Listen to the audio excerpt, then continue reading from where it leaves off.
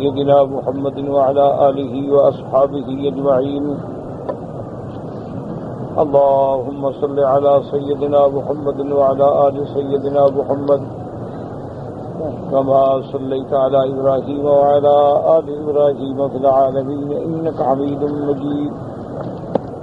أعوذ بالله من الشيطان الرجيم. بسم الله الرحمن الرحيم. وَلَقَدْ آتَيْنَا دَاوُودَ وَسُلَيْمَانَ عِلْمًا وَقَالَا الْحَمْدُ لِلَّهِ الَّذِي فَضَّلَنَا عَلَى كَثِيرٍ مِّنْ عِبَادِهِ الْمُؤْمِنِينَ.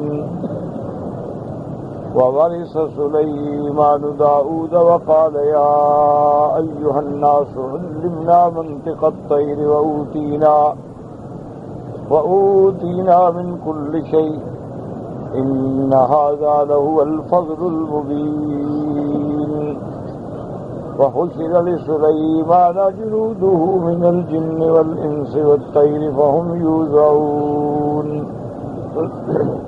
حَتَّى إِذَا أَتَوْا عَلَى وَادِ النَّمْلِ قَالَتْ نَمْلَةٌ يَا أَيُّهَا النَّمْلُ ادْخُلُوا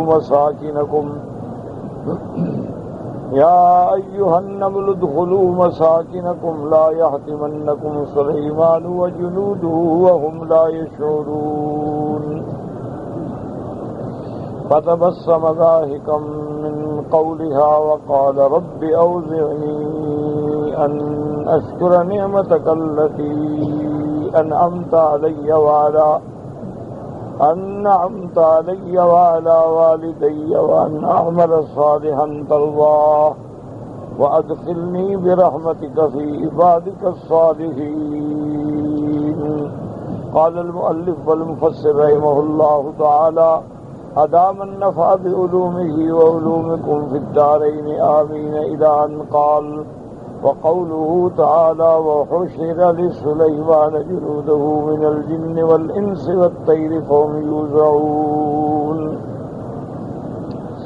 أي وجمع لسليمان جنوده من الجن والإنس والطير ينركب فيهم في أبهة وعظمة كبيرة في الإنس. اللہ تبارک و تعالیٰ فرماتے ہیں کہ جہاں ہم نے حضرت داؤد اور سلیمان علیہ السلام کو سب سے بڑی نعمت علم عطا فرمایا اور اس کے بعد آپ کو اللہ تبارک و تعالیٰ نے حضرت سلیمان کو طیور کی حیوانات کی بولیوں سے بھی نوازا. اسی طرح اللہ پاک نے آپ کے لیے انسان جن سب تابع فرما دی. وَحُشِرَ لِسُلَيْمَانَ حُشِرَ مَنَ جُمِعَ. حضرت سلیمان کے لیے اللہ تبارک و تعالیٰ نے ان کے لشکر جو ہیں جنوں میں سے انسانوں میں سے پرندوں میں سے سب اکٹھے کر دیے. یعنی آپ کو ایک عظیم دہشت اور آپ کو ایک عظیم مرتبہ اور مقام عطا فرمایا. وَقَانُوا هُمْ الَّذِينَ يَلُونَهُ. سب سے پہلے انسان آپ کے ساتھ بیٹھتے. وَالْجِنُّ وَهُمْ بَعْدَهُمْ فِي الْمَنزِلَةِ. اور انسانوں کے بعد پھر جنات کی کرسیاں ہوتی کیونکہ سب سے افضل مخلوق جو ہے وہ انسان ہے. تو حضرت سلیمان علیہ السلام کے ساتھ سب سے پہلے تو انسان ہوتے, ان کے بعد جن ہوتے اور اس کے بعد پرندے جو ہیں وہ آپ کے سر کے اوپر سایہ افغن ہوتے. وَالطَّيْرُ وَمَنزِلُهَا فَوْقَ رَأْسِهِ. اور پرندوں کا مقام یہ تھا کہ جہاں حضرت سلیمان بیٹھے وہ سایہ بنا کے سر پہ کھڑے رہیں. وَإِنْ كَانَ حَرٌّ أَذَلَّتْ مِنْهُ بِأَجْنِحَتِهَا. اگر گرمی کا موسم ہو تو وہ پرندے جو ہیں وہ سایہ کر کے کھڑے ہو جاتے تاکہ آپ پہ دھوپ نہ پڑے. تو اللہ تبارک و تعالیٰ نے ایسا انتظام فرمایا کہ آپ کے انسان بھی تابع, جنات بھی تابع, پرند بھی تابع. تو اللہ نے ایسا ملک عطا فرمایا جو کسی کو نہیں ملا ہے اور نہ قیامت تک کوئی ایسے ملک کی مثال پیش کر سکتا ہے. کروڑوں روپے خرچ کر کے ہوائی جہاز تو اڑا سکتے ہیں نا, پرندے کو تو نہیں کہہ سکتے میرے اوپر کھڑے ہو جائے.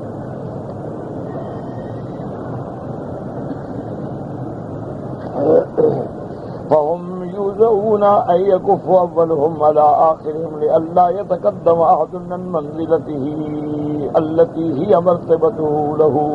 فَهُمْ يُوزَعُونَ مانا کہ ان کو تقسیم کیا جاتا. کیا مانا کہ سب کو اپنے اپنے مقام پہ, کہ یہ انسانوں کی صفیں ہیں, یہ جنات کی صفیں ہیں, یہ پرندوں کا مقام ہے، کوئی ایک دوسرے سے آگے نہیں بڑھ سکتا۔ قال مجاہد علی کل صنف وذات یردون اولاها اولها علی اخراها لئلا يتقدموا في المسیر كما يفعل الملوك اليوم۔ حضرت مجاہد رحمہ اللہ فرماتے ہیں کہ ان نے ہر قسم پہ تقسیم کرنے والے، ان کو کنٹرول کرنے والے مقرر فرما دیے تھے کہ کوئی ایک دوسرے سے آگے نہ بڑھے، سب اپنی اپنی ترتیب کے مطابق چلیں۔ جیسے آج کل دنیا کے بادشاہوں کا بھی انتظام ہوتا ہے، کبھی یہ پولیس ہے، یہ فوج ہے، یہ خاص ہیں، یہ سیکورٹی ہے، تو حضرت سلیمان علیہ السلام کا بھی یہ سارا انتظام۔ وقوله حتى إذا أتوا على واد النمل، قوله أي حتى إذا بر سليمان عليه السلام بمن معه من الجيوش والجنود على واد النمل، یعنی حضرت سلیمان علیہ السلام اپنے لشکر کے ساتھ وادی نمل سے جب گزرے، ویسے بھی چیونٹی ہر جگہ ہوتی ہے لیکن بعض علاقے بعض مقام خاص ہیں جہاں بہت ہوتی ہے، اس لیے اس کو وادی النمل کہا گیا۔ قالت نملۃ یا ایھا النمل ادخلوا مساکنکم لا یحطمنکم سلیمان وجنودہ وهم لا یشعرون۔ اورد ابن عساکر من طریق اسحاق ابن بشر عن سعید عن قتادہ عن الحسن ان اسم هذه النملة هرس وانها من قبیلة يقال لهم بنو شیسان وانها كانت ارجا وكانت بقدر الذئب، اي خافت على النمل ان تحطمها الخيول بهوافرها فامرتهم بالدخول الى مساكنهم ففهم ذلك سليمان عليه السلام منها۔ اب ابن عساکر نے طریق اسحاق ابن بشر سے ایک روایت نقل کی ہے کہ ان اسم هذه النملة، اس نملہ کا نام جو تھا وہ حرس تھا، اور یہ ایک قبیلہ ہے ان کا جس کو بنو شیسان کہتے ہیں۔ وَأَنَّهَا كَانَتْ أَرْجَا، اور یہ چیونٹی تھی بھی لنگڑی، وَكَانَتْ بِقَدْرِ الذِّئْبِ، اور یہ عام چیونٹی جیسے نہیں تھی بلکہ ایک بھیڑیار کے برابر تھی۔ اے خافت علی النمل، وہ ڈر گئی کہ باقی چیونٹیاں جو ہیں وہ نہ ٹوٹ جائیں، ان تحطمها الخیول بحوافرها، حضرت سلیمان کا لشکر اور ان کے گھوڑے جو ہیں وہ ان کو رود نہ ڈالیں۔ فامرتهم بالدخول الى مساکنهم، اس کو حکم دیا کہ سب چیونٹیاں جو ہیں اپنے اپنے بلوں میں گھس جائیں۔ ففهم ذلك سلیمان علیہ السلام منها، اب اللہ نے وہ بات حضرت سلیمان کو پہنچا بھی دی، سمجھا بھی دی۔ اللہ تبارک و تعالی اگر چاہے تو وہ دور کی بات بھی جیسے کہ صحیح روایات میں موجود ہے کہ سیدنا امیر المؤمنین عمر بن الخطاب رضی اللہ تعالی عنہ اپنے خلافت کے زمانے میں منبر رسول صلی اللہ علیہ وسلم پہ مدینہ منورہ میں کھڑے ہیں، جمعہ کا دن ہے، خطبہ دے رہے ہیں، اور اسی دوران میں آپ نے فرمایا یا ساریت الجبل، یا ساریت الجبل، یا ساریت الجبل، 3 دفعہ فرمایا کہ ساریہ پہاڑ پہاڑ پہاڑ۔ تو صحابہ حیران ہو گئے، بھی حضرت عمر کو کیا ہو گیا، اس میں کیا مناسبت ہے کہ ساریہ کو آپ حکم دے رہے ہیں؟ اور ساریہ تو نہاوند میں جنگ لڑ رہا ہے، تو نہاوند جو ہے مدینہ منورہ سے 1 مہینے کا فاصلہ ہے، اور حضرت عمر کھڑے ہیں منبر رسول پہ مدینہ منورہ۔ تو بہرحال جب جمعہ ختم ہو گیا تو ساتھیوں نے پوچھا کہ ماذا یا امیر المؤمنین، حضرت کیا بات ہے آج آپ پکار رہے تھے؟ آپ نے فرمایا کہ اللہ نے مجھے دکھلایا کہ مسلمانوں کے لشکر کو شکست ہو رہی، مسلمانوں کا لشکر جو جنگ لڑ رہا ہے نہاوند میں، اللہ نے میرے آگے کھول دیا۔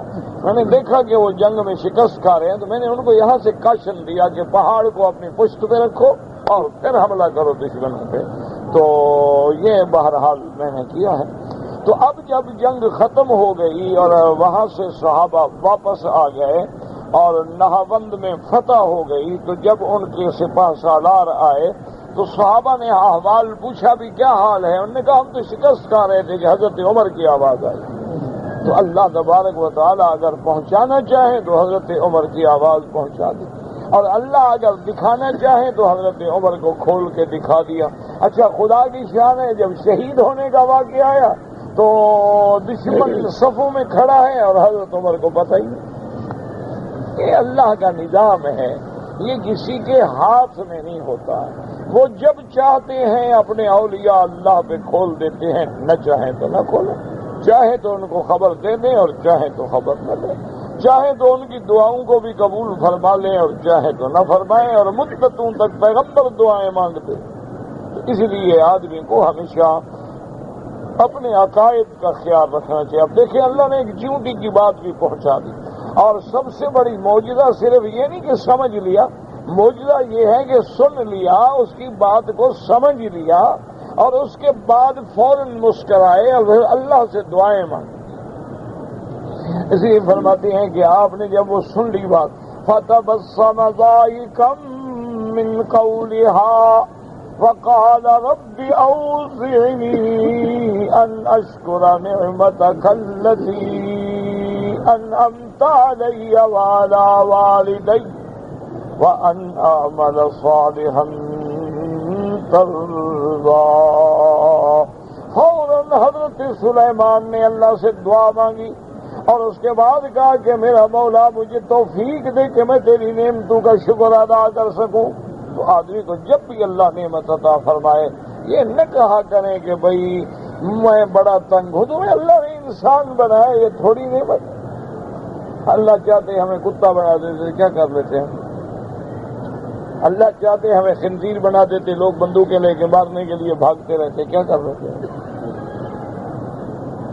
یہ اللہ کا کتنا بڑا کرم ہے کہ اللہ نے ہمیں انسان بنایا، اور پھر اللہ کا کتنا بڑا کرم ہے کہ انسانوں میں اللہ نے ہمیں امت محمد مصطفیٰ بنایا۔ پھر کتنا بڑا کرم ہے کہ امت تو ساری ہے لیکن ہمیں ایمان نصیب کیا۔ پھر اللہ کا کتنا بڑا کرم ہے کہ آج ہمیں اپنے کعبۃ اللہ میں بٹھایا ہے۔ تو اللہ کی نعمتوں جو ہے نا بھول نہ جایا کرو۔ اس لیے علماء نے اولیاء اللہ نے لکھا ہے کہ بندے کا کام ہے کہ ہر حال میں مانگتا رہے، ہر حال میں دعاؤں میں مشغول رہے۔ انہوں نے لکھا ہے کہ باقی کسی چیز کا فائدہ ہو نہ ہو لیکن دعا کا فائدہ تو ہوتا ہی ہوتا ہے۔ اسی لیے ایک مفسر نے بڑی عجیب بات کی، انہوں نے فرمایا خدا کے بندے، اللہ نے جو فرمایا ہے کہ اذا سألك عبادی انی فإنی قریب اجیب دعوت الداعی اذا دعان۔ اللہ نے فرمایا ہم سنتے ہیں، یعنی آدمی درخواست دیتا ہے نا، پہلے کہتے ہیں درخواست منظور تو ہو نا، درخواست ہی مسترد ہو جائے، تو درخواست ہم لے لیتے ہیں، جب لیتے ہیں تو اب اس کی مرضی ہے۔ اس کی وجہ یہ ہے، اس کی مثال سمجھو، انہوں نے سمجھایا کہ ایک آدمی ڈاکٹر کے پاس جاتا ہے یا طبیب کے پاس جاتا ہے اور اس کو کہتا ہے کہ جناب مجھے یہ بیماری ہے لیکن میرا علاج جو ہے نا آپ اینٹی بائیوٹک سے کریں، اور اینٹی بائیوٹک بھی مکسلین ہونا چاہیے۔ تو وہ کہے گا بیٹھ جاؤ، تم مریض ہو، تم میرے پاس آ گئے، میں نے تمہارے علاج کرنا قبول کر لیا، اب یہ میرا کام ہے، میں دیکھوں گا کہ تمہیں کیا دینا ہے۔ تو اسی لیے بندے کا کام ہے کہ وہ درخواست اپنے اللہ کے آگے ڈال دیتا ہے، اللہ درخواست لے لیتے۔ اب یہ تو وہ جانتے ہیں نا کہ میرے بندے کے لیے کیا بہتر ہے، جو مانگ رہا ہے اس کو دینا بہتر ہے، نہ دینا بہتر ہے۔ ہم تو مانگ رہے ہوتے ہیں نا کہ یا اللہ ہمیں یہ دے دے، یہ دے دے، یہ دے دے۔ تو ایک مثال مشہور ہے کہ حضرت حاجی امداد اللہ صاحب رحمۃ اللہ علیہ بڑے بزرگ گزرے ہیں، ہم نے کبھی دیکھا، انہیں کتابوں میں پڑھا ہے۔ تو ان کے مریدوں میں حضرت تھانوی جیسے لوگ تھے، یعنی اتنے بڑے بڑے علماء تھے۔ تو ایک دفعہ یہ ہوا کہ حضرت وہاں جب تشریف لے گئے تو خاندان کی بوڑھیاں اور جو رشتہ دار اور عورتیں اور سارے باپرد حاضر ہوئیں، اور انہوں نے کہا کہ حضرت آپ دعا نہیں مانگتے کہ اللہ حضرت تھانوی کو بیٹا دے، دعا مانگے اللہ سے۔ حضرت سنتے رہے، جب انہوں نے بہت زیادہ مجبور کر دیا تو انہوں نے فرمایا کہ بات یہ ہے کہ اللہ کی رضا پہ راضی رہو۔ اللہ نے اگر بیٹا نہیں دیا ہے تو اس میں کوئی حکمت ہے. خدا جانے خدا بیٹا دے اور حضرت کے نام کو بھی ڈبو ڈالے تو بس اس میں حکمت ہے، راضی رہو. اللہ اگر چاہیں تو ہر کسی کو دے سکتے ہیں، ان کو بھی دے سکتے. اب دیکھیں کہ خاتم الانبیاء ہیں، امام الانبیاء ہیں، سید الانبیاء ہیں، سید الاولین والآخرین ہیں، لیکن حضور کی کوئی نرینہ اولاد نہیں، کوئی لڑکا بھی زندہ نہ رہا، سارے فوت ہو گئے. یعنی اللہ نے اپنے پیارے نبی کو اولاد دی ہے، آپ کے بیٹے ہیں، لیکن سارے بیٹے فوت ہو گئے، ایک بیٹا بھی زندہ نہیں رہا. اسی لیے دشمنوں کو جب موقع ملا، قریش کے دشمن جو تھے، کافر جو تھے، وہ کہنے لگے بھائی کیا فکر کرتے ہو محمد مصطفیٰ کا، انہو ابتر نعوذ باللہ، ان کی تو اولاد ہی نہیں ہے، بس مر جائیں گے لوگ، بھول جائیں گے، نام ختم ہو جائے گا. اولاد ہو تو خاندان چلتا ہے، نسل چلتی ہے، فلاں کا بیٹا ہے، فلاں کا پوتا ہے، فلاں کا اس نواسا ہے. جب اولاد ہی نہیں ہے تو کیوں فکر کرتے ہو؟ نتربص بہ ریب المنون، انتظار کرو، موت آئی، بات ختم ہو گئی. اللہ نے قرآن اتار دیا، فرمایا انا اعطیناک الکوثر، انا اعطیناک الکوثر فصل لربک وانحر ان شانئک هو الابتر. میرا مدنی اصل تیرا دشمن جو ہے وہ مقتول ہے، اس کا ذکر مٹا ڈالوں گا، تیرا ذکر تو قیامت تک بڑھتا جائے گا. تیرا دشمن جو ہے، جو سمجھتے ہیں ہماری اولادیں ہیں، ہم ان کی نسل کو مٹا ڈالیں گے، لیکن تیرے نام کو ہم اتنا اونچا کر دیں گے، وَرَفَعْنَا لَكَ ذِكْرَكَ. 1400 سال گزر جائے، آج بھی کوئی بدبخت کارٹون بنائے تو جوان اپنی جانیں دینے کے لیے میدان میں آ گئے. اللہ نے شان اونچا کر دیا محمد مصطفیٰ کا صلی اللہ علیہ وسلم کہ آپ دیکھیں ہر گاڑی پہ، ہر موٹر پہ، ہر کار پہ، ہر اشتہار پہ، ہر جگہ جہاں دیکھو شان محمد مصطفیٰ کا نقل اللہ نے ڈنگا بجا دیا ہے. اور دشمن اپنے دلوں میں گھسے ہوئے کانپ رہے ہیں کہ کیا وجہ ہے، کیا تاثیر ہے اس میں محمد میں کہ پوری دنیا جاگ گئی. اس لیے یہ اللہ کا شان ہے اور اللہ کا نظام ہے، وہ چاہے دے دے چاہے نہ دے، ہمارا کام ہے ہم نے درخواست دے دی. اب یہ نہ کہا کریں گے جی میری درخواست دیر ہو گئی، منتت ہو گئی، میں نے بڑی دعائیں کی ہیں، جی میری دعا تو اللہ میاں سنتے نہیں، نہ یہ تو کفر ہے. اللہ کے پیغمبر حضرت یعقوب علیہ السلام تو روتے روتے آنکھیں سفید ہو جائیں. حضرت ایوب اللہ کے پیغمبر ہیں، ان کے روتے روتے انتہا پہ پہنچ جائیں. حضرت یوسف علیہ السلام جیل خانے میں بیٹھے ہوئے، وہ شہزادہ، وہ پھولوں سے زیادہ نرم، وہ جس کا حسن و جمال دیکھ کے زنان مصر نے ہاتھ کاٹ ڈالے، وہ قید خانے کی سختیاں برداشت کر رہا ہے، لیکن اللہ کی مرضی ہے. اور پتہ کہ غلطی کیا ہوئی، ایک تو جو ہونا تھا ہو گیا نا جی، اس کے بعد دونوں غلطیاں اگر دیکھیں تو سیدنا یوسف علیہ السلام سے ہوئی ہیں. آدمی کو پتہ نہیں چلتا نا، آدمی کہتے یار میں نے گناہ کوئی نہیں کیا، میں نے تو کوئی گناہ نہیں کیا، اور تو ہم نے پتہ نہیں کتنے گناہ کیے ہیں. سیدنا یوسف علیہ السلام نبی ہے کہ جب ان عورتوں نے حضرت یوسف علیہ السلام پہ جال ڈالا اور اپنے ہاتھ کاٹے تو یوسف علیہ السلام کی خود زبان سے نکلا، قال رب السجن احب الی مما يدعوننی الیہ، کہ یا اللہ یہ عورتیں مجھے اپنے حسن و جمال میں پھنسا کے جس گناہ کی طرف بلانا چاہتی ہیں اس سے تو بہتر ہے کہ مجھے جیل بھیج دیا جائے. تو آپ نے خود مانگی تھی، جیل آ گئی جیل. اور اس کے بعد جناب اب یہ ہوا کہ جب دو قیدیوں نے اپنا خواب بتایا تو ایک کو آپ نے فرمایا کہ بھی تم قید خانے سے بھی نکل جاؤ گے، اور تم دوبارہ بادشاہ کے مقرب بن جاؤ گے، ساقی بن جاؤ گے، جیسے بادشاہ کی پہلے تم ڈپٹی کرتے تھے اسی طرح جا کے تم بادشاہ کو سقایا کی ڈپٹی سنبھال کے پلایا کرو گے۔ لیکن ساتھ یہ بھی کہتے کہ فاذکرنی عند ربک، کہنے لگے ایک بات یاد رکھنا کہ جب تم بادشاہ کے پاس جاؤ نا اور بادشاہ کا موڈ دیکھو تو ذرا میری بات بھی یاد کرا دینا کہ یوسف بے گناہ جو جیل میں پڑا ہے۔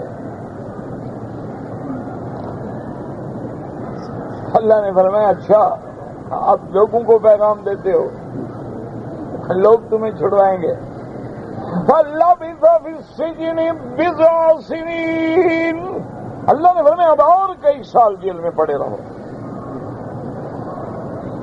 تم نے کسی غیر کو پیغام کیوں دیا؟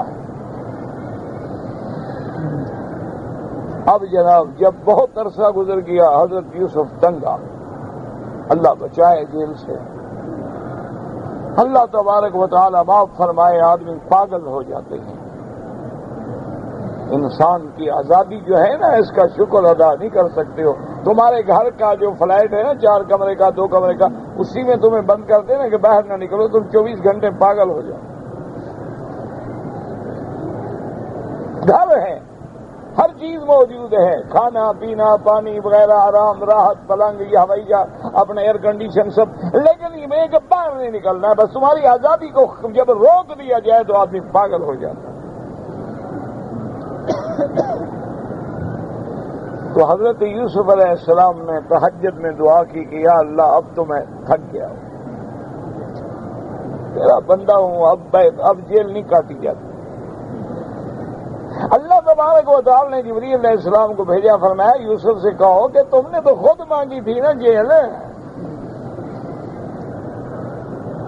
اب تنگ آ گئے ہو۔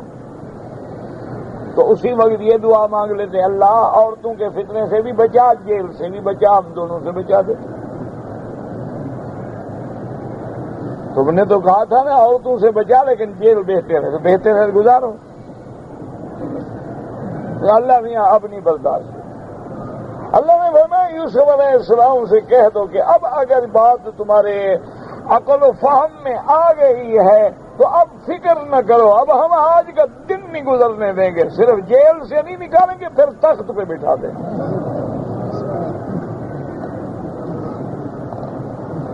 اور دیکھیں کہ کیسے فیصلے ہوئے کہ بادشاہ کو خواب آتا ہے۔ ایک خواب کی وجہ سے حضرت جیل میں رہے، انہوں نے بھی تو خواب دیکھا تھا، تعبیر لینے آئے تھے نا جن کو پیغام دیا تھا، اور اب دوسرے خواب کی وجہ سے اللہ نے نکال کے تخت پہ پہنچا دیا۔ وہ جب چاہیں تو انتظام بھی خود کر دیتے ہیں، خواب بھی دکھلا دیتے ہیں، سبب بھی بنا دیتے ہیں، وہ چاہیں تو بلا لیتے ہیں، وہ چاہیں تو مٹا دیتے ہیں، چاہیں تو اٹھا دیتے ہیں، سارا نظام اسی کے ہاتھ میں ہے۔ اس کے حال پہ راضی رہنا چاہیے کہ اب دیکھیں کہ اس لیے پیغمبر ہر حال میں کہتا ہے کہ رب اوزعنی، اللہ مجھے اپنے شکر کی توفیق عطا فرما وہ نعمتیں جو آپ نے مجھ پہ اور میرے والدین پہ کی ہیں، اور صرف یہ نہیں وَأَنْ أَعْمَلَ صَالِحًا، حالانکہ پیغمبر کا تو ہر کام صالح ہوتا ہے لیکن پھر بھی دعا مانگتے ہیں مجھے اللہ نیک عمل کی توفیق عطا فرما، اور وہ نیک عمل بھی ایسا ہو جو تجھے قبول ہو جائے۔ میں طواف کرتا رہوں تو قبول نہ کرے، میں عمرے کرتا رہوں تو قبول نہ کرے، میں حج کرتا رہوں تو قبول نہ کرے، تو اس کی مرضی ہے۔ ایسا عمل ہو جس پہ تو راضی ہو جائے۔ وَأَنْ أَعْمَلَ صَالِحًا تَرْضَاهُ وَأَدْخِلْنِي بِرَحْمَتِكَ فِي عِبَادِكَ الصَّالِحِينَ، اور میرا اللہ مجھے اپنے بندوں صالحین میں شامل فرما لے۔ اس لیے علماء لکھتے ہیں کہ صحبت صالحین، صحبت اولیاء اللہ، صحبت مقربین سے جو موتی ملتے ہیں وہ کسی چیز سے نہیں ملتے، کہ اللہ کے پیغمبر بھی چاہتے ہیں کہ ہمیں اپنے بندوں میں شامل فرما، صالحین میں شامل فرما۔ اب جناب رحمۃ اللہ علیہ فرماتے ہیں کہ اللہ پاک نے آپ کو سنا دیا. حضرت پیغمبر کہتے ہیں الحمدللہ نشکر نعمتک التی، یا اللہ مجھے اپنے شکر کی توفیق دے جو آپ نے مننت علیہ من تعلیمی، جو آپ نے مجھے علم دیا منطق الطیر والحیوان، پرندوں کی بولیاں، حیوانات کی بولیاں، وعلی والدی بالاسلام لک والایمان بک، اور اللہ آپ نے میرے والدین پہ بھی نعمتیں عطا فرمائیں، ایمان دیا، اسلام دیا، نبوت دی. وَأَنْ أَعْمَلَ صَالِحًا تَرْضَاهُ أَيْ عَمَلًا تُحِبُّهُ وَتَرْضَاهُ، یا اللہ ہمیں اس عمل کی توفیق دے جو تجھے پسند بھی ہو، جس پہ تو راضی بھی ہو جائے. وَأَدْخِلْنِي بِرَحْمَتِكَ فِي عِبَادِكَ الصَّالِحِينَ أَيْ إِذَا تَوَفَّيْتَنِي فَأَلْحِقْنِي بِالصَّالِحِينَ مِنْ عِبَادِكَ وَالرَّفِيقِ الْأَعْلَىٰ مِنْ أَوْلِيَائِكَ. اے میرا اللہ جب تو مجھے وفات دے، جب میری موت کا وقت آئے تو مہربانی فرما کے مجھے اپنے صالحین بندوں میں شامل فرمانا. یا اللہ مجھے رفیق الاعلیٰ میں اپنے اولیاء کے ساتھ رکھنا. ومن قال من المفسرین ناظر الوادی کان بأرض الشام بغیرہ وأن هذه النملة كانت ذات جناحین كالذباب وغير ذلك من الأقاویل فلا حاصل لها.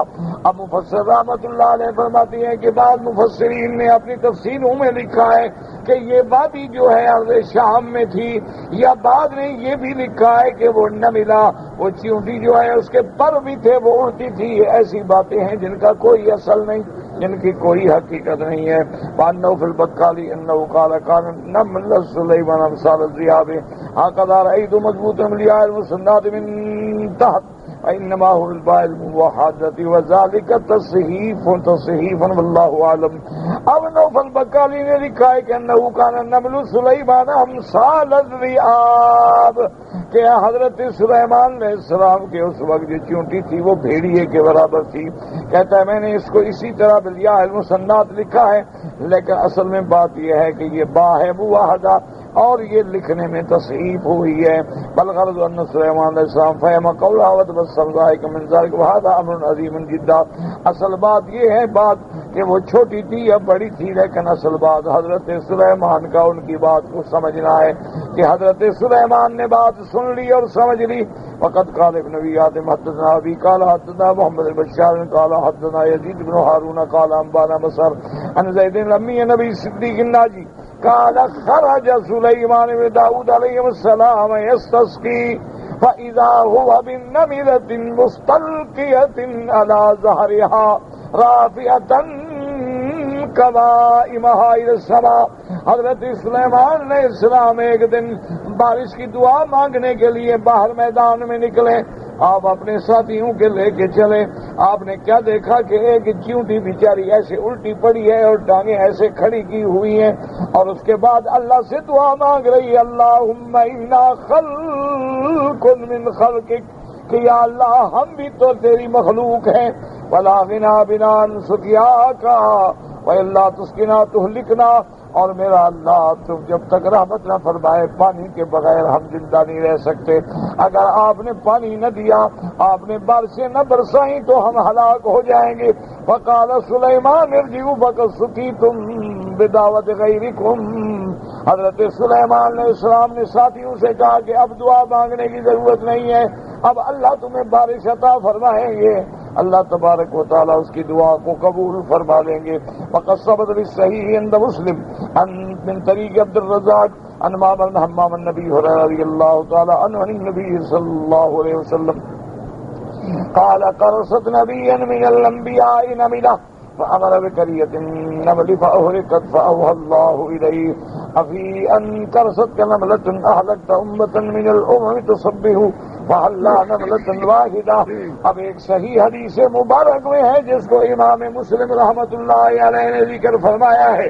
حضرت ابی ہریرہ رضی اللہ تعالیٰ عنہ فرماتے ہیں کہ میرے آقا محبوب دو عالم سیدنا محمد مصطفیٰ صلی اللہ علیہ وسلم نے فرمایا ایک چیونٹی نے ایک پیغمبر کو کاٹ لیا. غصے میں آئے فرمایا جہاں دیکھو کہاں ہے چیونٹی، سب کو جلا ڈالو. اللہ تبارک و تعالیٰ نے وحی بھیجی، فرمایا اچھا ایک چیونٹی کے غصے پہ تم نے ساری چیونٹیوں کو جلا ڈالا. اگر غصہ بھی تھا تو اسی کو مارتے جس نے کاٹا تھا، یہ تو نہیں کہ باقی کو بھی جلا ڈالو. تو اسی لیے اللہ تبارک و تعالیٰ کی طرف سے عتاب آ گیا کہ اللہ کی مخلوق کو بلا وجہ عذاب نہ دو. ہاں مجبوری ہے، عذر ہے، ایسا حالات ہیں کہ بندہ ان کو دور کرنے پہ معذور ہے، مجبور ہے تو الگ بات ہے، ورنہ آخر وہ بھی ایک اللہ کی مخلوق ہے، اور کوشش یہ کریں کہ ان کو ہلاک نہ کیا جائے اور ان پہ عذاب نہ ڈالا جائے، کیونکہ کوئی پتہ نہیں ہوتا، کبھی کسی چھوٹی سی بات پہ اللہ راضی ہو جاتے ہیں اور کبھی کسی چھوٹی سی بات پہ اللہ ناراض ہو جاتے ہیں۔ اللہ پاک ہم پہ اپنی رضا کے فیصلے فرمائیں اور اپنی ناراضگی سے بچائیں۔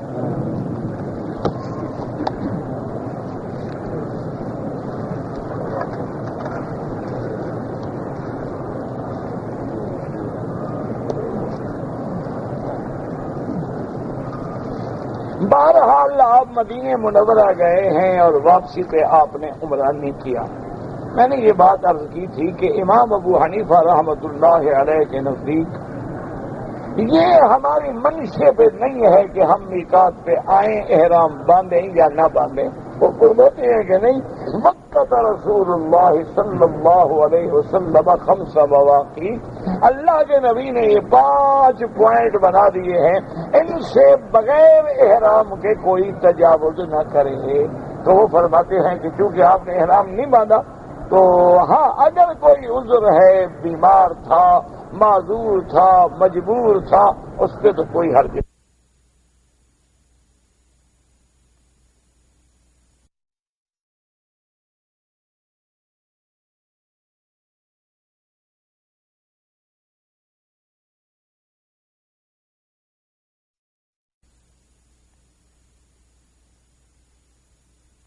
واپس چلے جائیں یا طائف چلے جائیں، وہاں سے احرام باندھ کے عمرہ کر لیں، پھر آپ پہ کوئی جرمانہ نہیں ہے، ورنہ آپ کو ایک بکری دم دینی ہوگی اور عمرہ بھی مسجد عائشہ سے کرنا ہوگا۔ اور امام احمد بن حنبل رحمۃ اللہ علیہ فرماتے ہیں کہ چونکہ نیت ہی عمرے کی نہیں تھی، نہیں کیا تو کوئی دم نہیں۔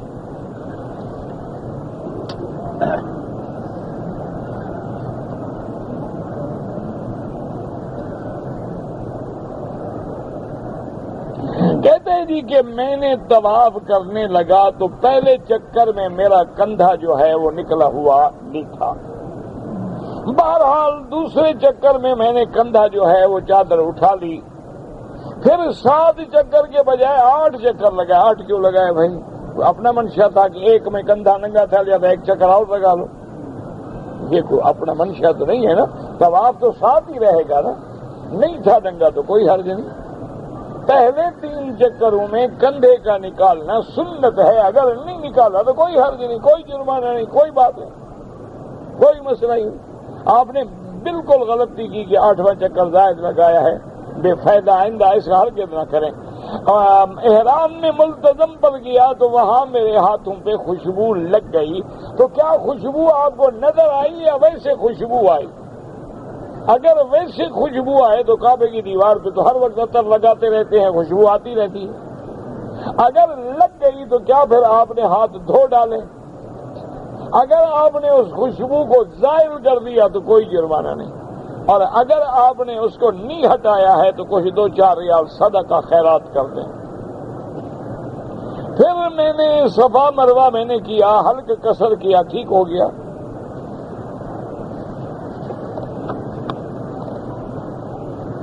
کہتے جی کہ امام کے پیچھے جب ہم نماز پڑھتے ہیں تو ہمیں الحمدللہ یعنی سورۃ فاتحہ پڑھنی چاہیے۔ حنفی ہیں تو نہ پڑھیں، شافعی ہیں تو پڑھا کریں، کوئی مسئلہ نہیں۔ باقی دلائل یا علم یہ علماء کا کام ہے، آپ اس بحثوں میں نہ پڑھیں۔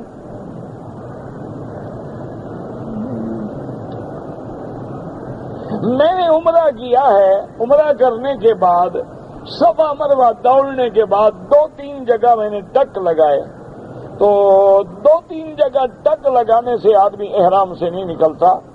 بہرحال آپ بال بھی مڈوائیں اور ایک بکری دم بھی ادا کریں۔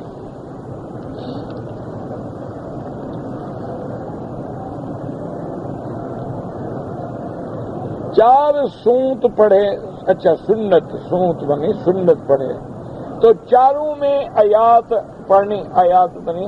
بہرحال 4 رکعت سنت پڑھے تو ہر رکعت میں سورۃ فاتحہ بھی پڑھے گا اور سورت بھی پڑھے گا۔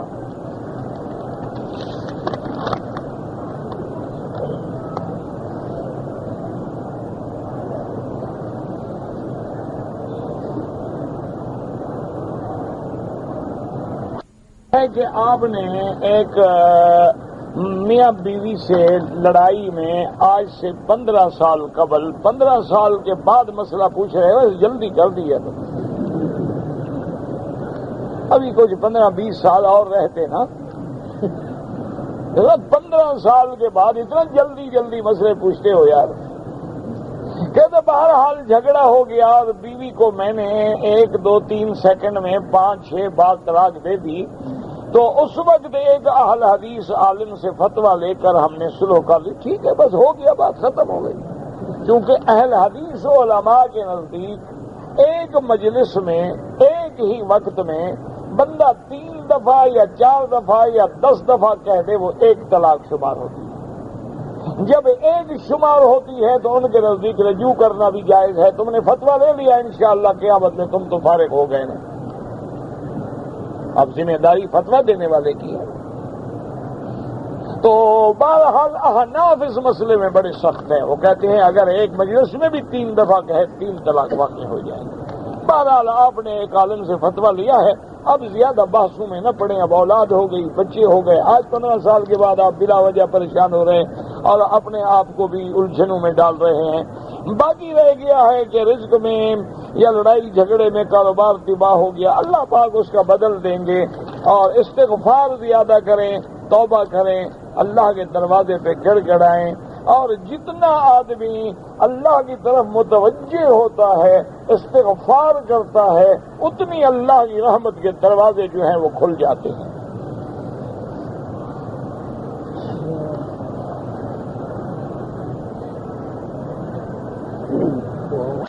نے لاہور سے آ کے عمرہ کر لیا ہے اور اب اگر جناب وہ چاہتا ہے کہ میں دوبارہ عمرہ جو ہے مسجد عائشہ سے کروں تو امام ابو حنیفہ رحمۃ اللہ اور امام شافعی رحمۃ اللہ علیہ کے نزدیک جائز ہے، کوئی حرج نہیں. وہ کہتے ہیں نفلی عبادت ہے، جتنی کر سکتا ہے کریں. لیکن امام احمد بن حنبل رحمۃ اللہ علیہ فرماتے ہیں کہ کوئی عذر ہے، ضروری ہے، ٹھیک ہے ورنہ نہیں. بہرحال اس میں کوئی شک نہیں کہ جتنا ٹائم تم مسجد عائشہ سے عمرے میں لگاؤ اتنا وقت طواف میں لگاؤ تو افضل ہے. یہ سب کے نزدیک افضل ہے، اس میں کوئی اختلاف نہیں ہے. اور پھر جب مدینہ منورہ اللہ پاک لے جائے، مدینے سے واپس مکے آنا ہو تو وہ پھر میقات کا عمرہ ہے. وہاں سے اپنے عمرے کو ضائع نہ کریں کہ اللہ آپ کو مفت میں پھر ایک اور عمرہ دے رہے ہیں اور وہ بھی میقات کا دے رہے ہیں اور وہ اس جگہ سے دے رہے ہیں جہاں سے عمرہ کیا حضرت محمد مصطفیٰ صلی اللہ علیہ وسلم.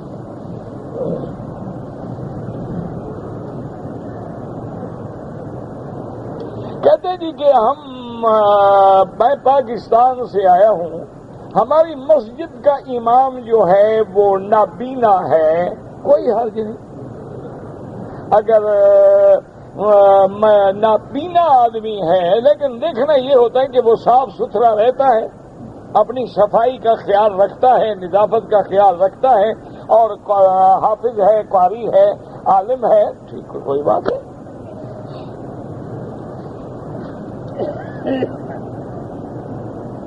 کہتے جی کہ ہم ریا سے کیسے بچیں؟ بس لا حول ولا قوت الا باللہ العلی العظیم بھی پڑھا کریں اور کوشش کیا کریں کہ میرا کوئی عمل جو ہے وہ دنیا کے دکھانے کے لیے نہ ہو. اس لیے نفلی اعمال جو ہیں وہ چھپ کے کیا کریں، ریا ہوگا ہی نہیں. آپ نے تہجد پڑھنی ہے، لوگوں کے سامنے نہ پڑھیں، گھر میں پڑھیں، کسی کو کیا پتا ہے. آپ نے خیرات کرنی ہے، صدقہ کرنا ہے، چپ کر کے جا کے مسکینوں کو دے آئیں، کسی کو کیا پتا ہے. تو ریا ہوگا ہی نہیں. یہ تو تمہارے اپنے مسئلے ہیں نا. اب تم لوگوں کو دکھاتے پھرو تو الگ بات ہے، یا پھر اپنے دل میں اتنا ایمان و یقین رکھو کہ اللہ کرے کہ یہ ریا نہ ہو. اگر خانہ کعبہ میں نماز جنازہ پڑھا جائے اس کا ثواب بھی 1 لاکھ انشاءاللہ. جنازہ ہو یا طواف ہو یا تلاوت قرآن ہو. حدیث مبارک میں ذکر جو ہے صرف نماز کا ہے، لیکن باقی تمام عبادتیں اس پہ قیاس کی جاتی ہیں کہ جب نماز میں اللہ 1 لاکھ دیں گے تو باقی میں بھی دیں گے.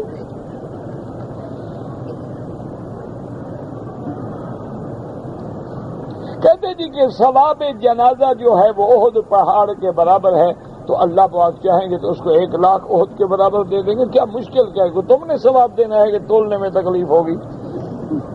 ثواب تو اللہ نے دینا ہے نا، تو تمہیں کیا تکلیف ہے؟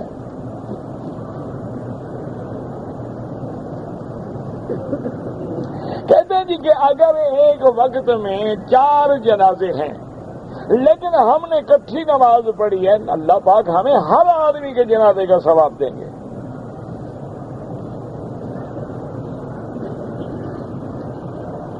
میں اپنی بیوی کا سینہ چوم سکتا ہوں، بالکل جناب، سب کو چوم سکتے ہیں آپ، اور باقی رہ گیا ہے اب نصیب میں یہی ہے۔ اللہ پاک نے جب سے فلمیں دیکھنی شروع کی ہیں تو یہی ملے گا، اور کیا ملے گا؟ بالکل جناب، تمہاری بیوی ہے، کیوں نہ چومو۔ داڑھی کو خضاب لگانا تو جائز ہے لیکن کالا نہ لگائیں، خضاب کا تو حکم ہے، حضور نے فرمایا غیر الشیب ولو بشیء، اپنی داڑھیوں کو بدلا کرو کوئی رنگ دے کر، تو بہرحال کالا نہ لگائیں، اس کے علاوہ کوئی رنگ لگائیں، لیکن جب تک کالا نہ لگائے مزہ نہیں آتا نا۔ اچھا، کالا رنگ لگا کے کس کو دھوکہ دے گا؟ لوگوں کو نہ، کس کو دھوکہ دے؟ کہتے ہیں جی نئی شادی کی ہو، بھی نئی کرو یا پرانی کرو، بیوی کو تو پتہ ہے تم کیا ہو، تو دھوکہ تو لوگوں کو دے رہے ہو نا۔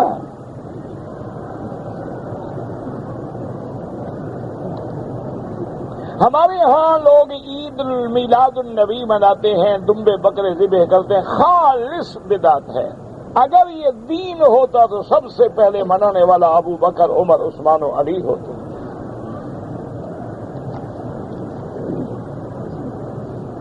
مجھے بیٹے کی تمنا ہے، اللہ سے دعا مانگا کریں اور استغفار زیادہ کیا کریں۔ استغفر اللہ، بیوی سے بھی کہو اور خود بھی، استغفر اللہ، استغفر اللہ۔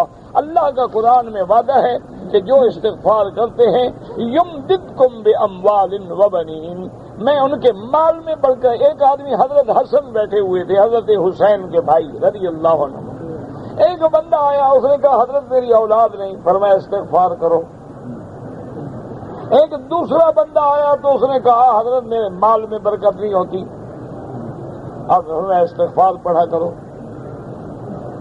ایک اور بندہ آیا، اس نے کہا حضرت میرے باغ میں پھل نہیں آ رہا، دوسرا سال ہے، ساری دنیا کے باغ پھلتے ہیں، میرے باغ میں پھل نہیں آتا، فرمایا استغفار کیا کرو۔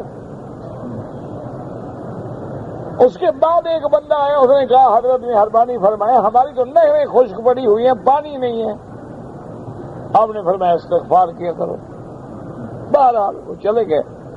جب وہ چلے گئے تو آپ کے جو ساتھی تھے ان نے کہا حضرت آج تو آپ نے کمال کر دیا ہے، اولاد نہیں ہے استغفار کرو، مال نہیں استغفار کرو، باغ نہیں استغفار کرو، پھل نہیں ملتا استغفار کرو۔ ہم نے فرمایا بے وقوف، میں نے تھوڑا کہا ہے، تو اللہ نے کہا ہے وَقُلْتُ اسْتَغْفِرُوا رَبَّكُمْ إِنَّهُ كَانَ غَفَّارًا يُرْسِلِ السَّمَاءَ عَلَيْكُمْ مِدْرَارًا وَيُمْدِدْكُمْ بِأَمْوَالٍ وَبَنِينَ وَيَجْعَلْ لَكُمْ جَنَّاتٍ وَيَجْعَلْ لَكُمْ أَنْهَارًا۔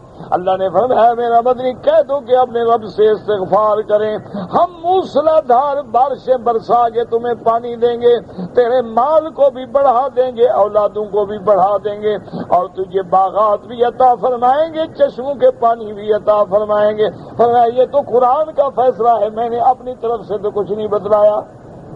استغفار ایسی نعمت ہے، لیکن استغفار کیا کرو، صرف زبان سے نہ ہو، دل سے ہو، اور گناہوں سے بچو، حرام سے بچو، حرام کھانے سے بچو، اور سب سے بڑی بات جو ہے نا جی، ایک بات یاد رکھیں کہ مثلا آپ دیکھیں کہ آپ نے بلڈنگ کے اوپر ایک ٹینکی بنائی ہے جس میں آپ پانی رکھتے ہیں، اس میں پانی آتا ہے مثال کے طور پہ 200 گیلن۔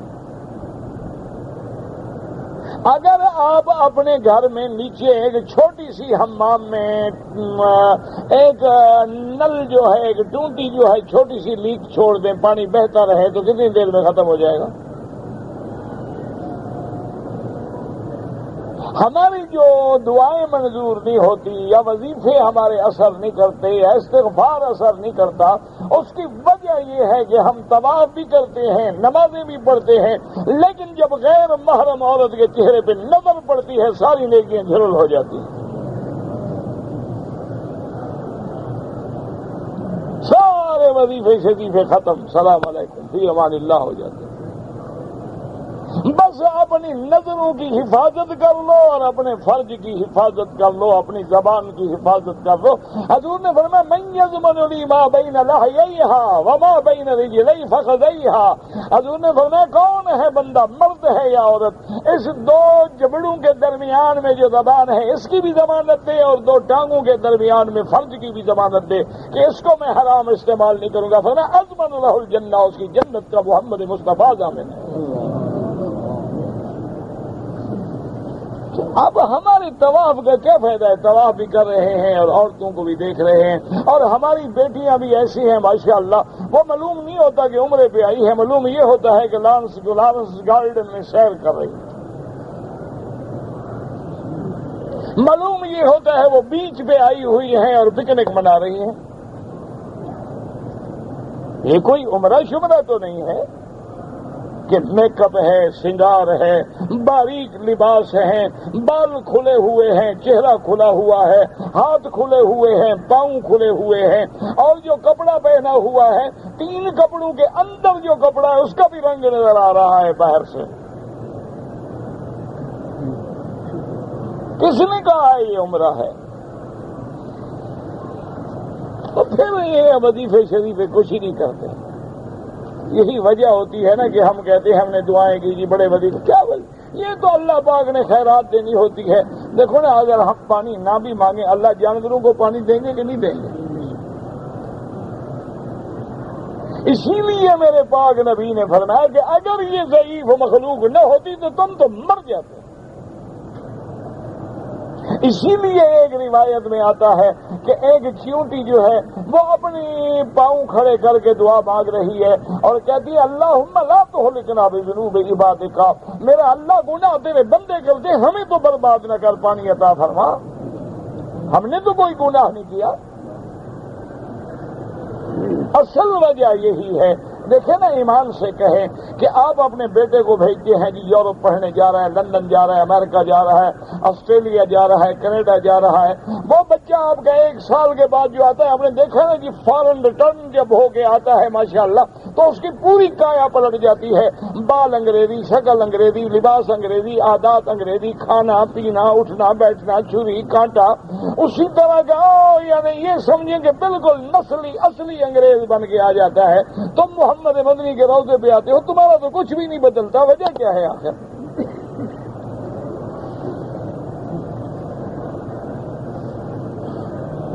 تمہارے اندر تو کوئی تبدیلی نہیں آئی۔ جو داڑھی مڈاتا تھا مڈاتا ہے، جو جھوٹ بولتا تھا بولتا ہے، جو سگریٹ پیتا تھا پیتا ہے، جو عورت منہ کھول کے پھرتی تھی پھرتی ہے، تو پھر مکے مدینے آنے کا فائدہ کیا ہوا؟ نہ تو بدلا نہ میں بدلا، زمین بدلی زماں بدلے، مکی بدلی مقام بدلے، اور نہ تو بدلا نہ میں بدلا، تو پھر بدلا تو کیا بدلا؟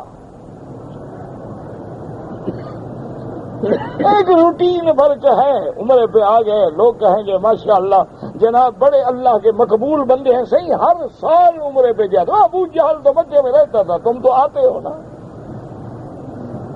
تو مکے میں رہنے سے ابو جہل مقبول ہو گیا۔ اسی لیے بزرگوں نے کہا ہے کہ خرے عیسیٰ اگر بمکر ود حلوز خر باشد، کہ عیسیٰ علیہ السلام کے کھوتے کو جو حرم لے جاؤ بندہ بن جائے گا، کھوتا کھوتا ہی رہے گا، گدا گدا ہی رہے گا، گھوڑا گھوڑا ہی رہے گا، بندہ بندہ ہی رہے گا۔ وہ بھی تو لوگ ہیں نا، یعنی آپ نے شاید نہ پڑھا ہو، کافی عرصہ ہو گیا، ایک بہت بڑی فلمی اداکارہ تھی، اور بہرحال میں نام نہیں لیتا اس کا، میں نام بھی جانتا ہوں اس کا، وہ بہت بڑی نامور یعنی عالمی سطح پہ پہچانی ہوئی قسم کی لڑکی تھی، تو اس کے دل میں بیٹھے بیٹھے خیال آ گیا، تو اپنے باپ سے کہا کہ میں عمرہ کرنا چاہتی ہوں۔ اس کا باپ سن کے حیران ہو گیا، دیکھا کیا کہہ رہی ہو، دماغ ٹھیک ہے؟ حرم اور عمرہ، اور تمہاری راتیں کلب میں گزرتی ہیں، شراب کے بغیر تم 1 گھنٹہ نہیں رہ سکتی ہو، اور عمرہ کرنے جاؤ گی، کیا کرو گی؟ عمرہ کرو۔ اس کا بس دل کرتا ہے۔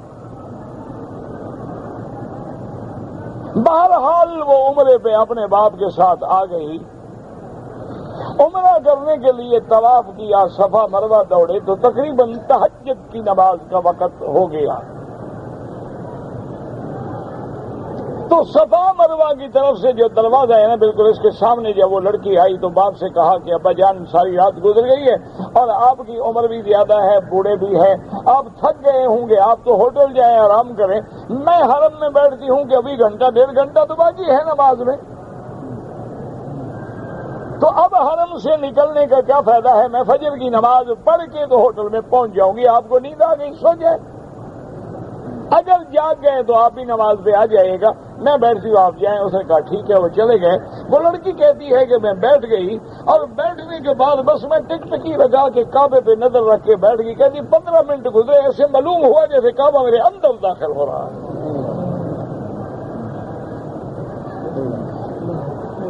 بس وہ کہتی میں آدھا گھنٹے سے زیادہ برداشت نہیں کر سکی، پھر آنسو بہنے لگ گئے اور میں نے سر سجدے میں ڈال لیا اور میں نے کہا اللہ میرے سارے گناہوں سے توبہ ہے، مجھے بدل دے۔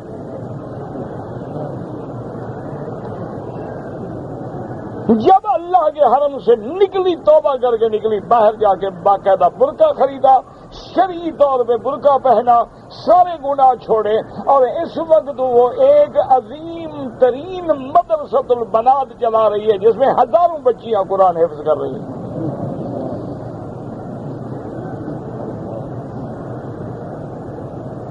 لیکن تمہیں تو کچھ بھی نہیں ہوتا، مکہ شریف میں پھر رہے ہو ماشاءاللہ، جیسے آئے تھے اسی طرح گھر کو لوٹ چلے، کہیں گے جناب عمرہ شریف کر کے آئے ہیں اور مدینہ شریف کی کھجوریں کھائی ہیں، حضور کا نام چوم لیں گے لیکن اس طرح ضرور پھروائیں گے۔ یار کس سے دھوکھا کر رہے ہو؟ نبی سے، خدا سے؟ کیوں جھوٹ بولتے ہو کہ آپ کو حضور پیارے ہیں؟ چھوڑیں ان باتوں کو، بس کہو ٹھیک ہے گزارا ہو رہا ہے، باقی اللہ میاں دیکھو جی وہ ہے، اللہ کا نظام ہے، اللہ بات بارش ہوتی ہے صرف مسلمان کے گھر پہ نہیں ہوتی، کافر کے گھر پہ بھی ہوتی ہے۔ ہوا اگر چلتی ہے تو جہاں اللہ کے اولیاء کو لگتی ہے وہاں میرے جیسے بدکرداروں کو بھی ٹھنڈی ہوا لگتی ہے۔ روٹی کھانے سے پیٹ تمہارا بھی بھر جاتا ہے، ولی کا بھی بھر جاتا ہے۔ طواف تم بھی کر لیتے ہو، کافر بھی کر لیتے تھے، قریش مکہ بھی کرتے تھے، ابو جہل اینڈ کمپنی بھی کرتی تھی۔ اچھا تم سے زیادہ ان کے دل میں کعبے کا خیال تھا، وہ کہتے تھے کپڑے اتار دو، طواف کر رہے ہیں نا ننگا کرو۔ بھئی کیوں؟ انہوں نے کہا ان کپڑوں میں ہم نے گناہ کیا ہے تو کعبے میں کیسے پہنے؟ ایک عقل تھا، حالانکہ ایک گناہ کے بجائے وہ دوسرا گناہ کر رہے ہیں، لیکن ان کا عقل ہے کہ گندے کپڑے لے کر خدا کے گھر میں کیسے آئیں۔ اللہ کے کعبے کو چھوٹا کر دیا لیکن حرام کا پیسہ نہیں لگایا۔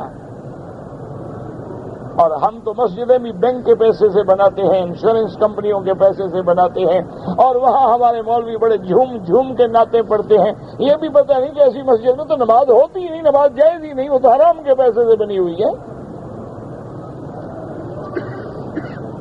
بس انا للہ و انا الیہ راجعون۔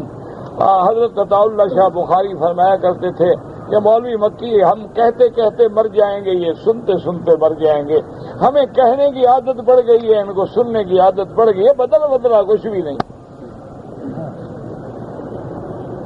لیکن یاد رکھیں ہمیں یقین ہے کہ یہ کہنا بیکار نہیں، اللہ ہمیں اس کا اجر دے گا۔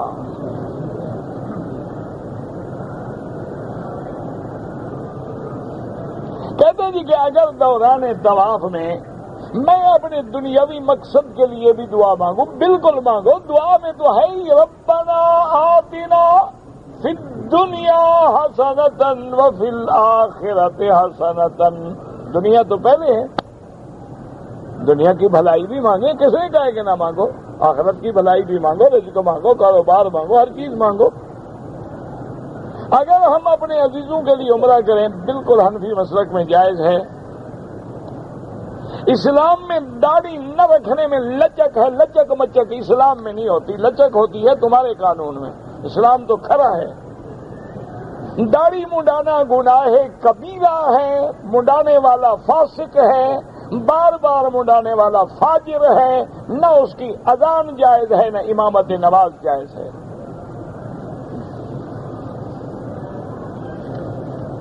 یہ کوئی انگریزی قانون ہے کہ اگر کو مگر کے ساتھ لگا لو، مگر کو چونکے کے ساتھ لگا لو؟ یہ تو اسلام ہے، کھری بات، 2 اور 2 4 ہوتے ہیں۔ قصر نماز میں اگر مسافر ہیں بھائی سنتیں معاف ہیں، مؤکدہ ہوں یا غیر مؤکدہ، اب تم پڑھنا چاہو تمہاری مرضی، ورنہ اللہ نے رعایت کی ہے، معاف کر دی ہے۔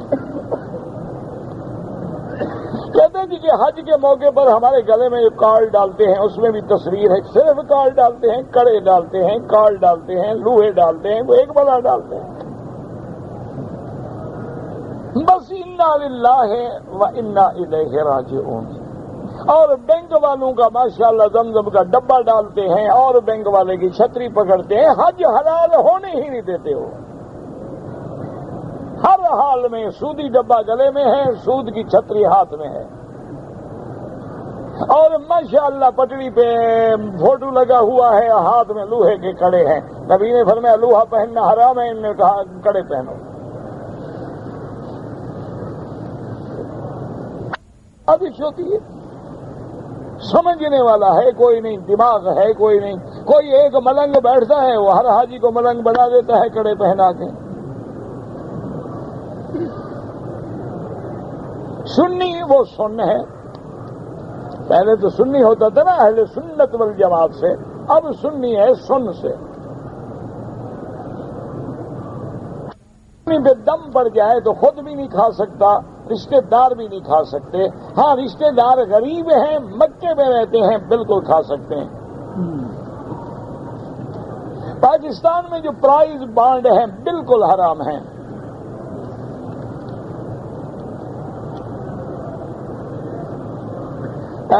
اگر چھوٹے بچوں کو پمپ پر باندھا ہوا ہے اور گود میں لے کے طواف کریں بالکل جائز ہے۔ اس طرح کہنا اس گاؤں میں وہی ہوگا جو اللہ کرے، ٹھیک ہے تو اور کیا تم کرو گے، وما تشاءون الا ان شاء اللہ۔ ہمارے کمپنی میں ٹائی باندھنا ضروری ہے، عجیب مسلمان کمپنیاں ہیں کہ کمپنی مسلمانوں کی ہے، لباس انگریزوں کا ہے۔ بہرحال تم مجبور ہو، مجبوری اپنی ڈپٹی کے اوقات میں پہنو، بعد میں نہ پہنو، لیکن اس بات کو تم یہاں باقاعدہ لکھ کر اسلامی حکومت کو پہنچاؤ۔ کہتے جی کہ ہوٹلوں میں جہاں مرغی ملتی ہے اگر باہر کی آئے تو کوئی اعتبار نہیں، لیکن جو سعودی عرب میں ہے وہ حلال ہے۔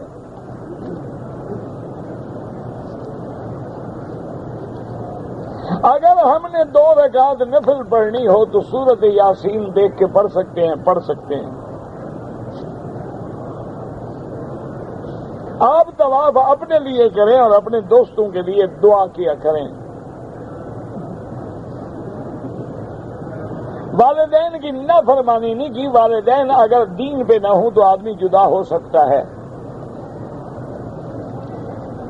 مکہ مکرمہ کی افضلیت میں کوئی شک نہیں، جمہور کا فتویٰ یہی ہے کہ مکہ افضل ہے۔ عورتیں نعت خوانیاں جو کرتی ہیں بالکل ناجائز ہے، اگر جائز ہوتا تو عورت کو اسلام اذان دینے کی اجازت نہ دیتا۔ اسلام کہتے اذان نہ دے، تم نعتیں پڑھوا رہے ہو۔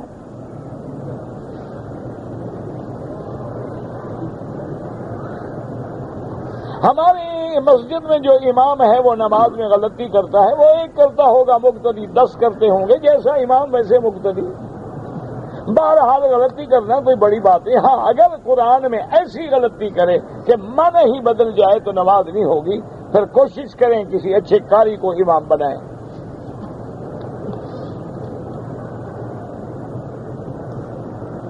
میں نے عمرہ بھی کیا ہے، حج بھی کیا ہے، لوگ کہتے ہیں کہ اب حج نہ کرو، غریبوں کو پیسے دے دو۔ جتنی دفعہ اللہ کے آگے تم نے لبیک کہا ہے تم نے آنا ہی ہے، لوگ کہتے رہیں۔ نہ لوگ یہ نہیں کہتے کہ سگریٹ چھوڑ دو تو غریب کوئی نہیں رہے گا۔ صرف سگریٹ پہ پیسہ جو خرچ ہوتا ہے، پوچھ لو نا آپ لوگوں سے کہ ایک دن میں ایک ملک میں صرف سگریٹ پہ کتنا پیسہ خرچ ہوتا ہے. صرف سگریٹ چھوڑ دو، عمر حج کا غم نہ کرو، کوئی بھی غریب نہیں رہے گا. کسی نے کہا کہ ہم پتھروں کو پوجتے ہیں، مسلمان کا بھی کعبہ تو پتھر کا، ہم تو پوجتے نہیں ہیں، ہم تو ہوائی جہاز میں اوپر ہوتے ہیں تو لٹک کے نماز تو نہیں پڑھتے نا. تو معلوم ہوا کہ ہم پتھر کو تو نہیں پوجتے، وہ تو اللہ نے ہمیں ایک جہاد کا حکم دیا ہے. پہلے ہم مسجد اقصی